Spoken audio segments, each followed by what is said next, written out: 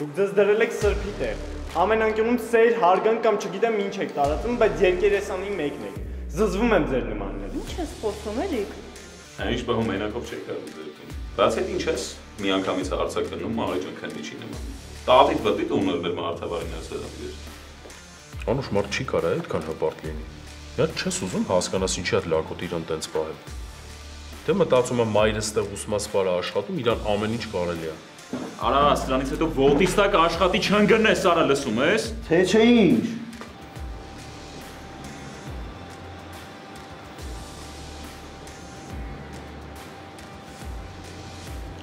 Հարսեր արա։ Ինձ է սանասունին պտի տենայի։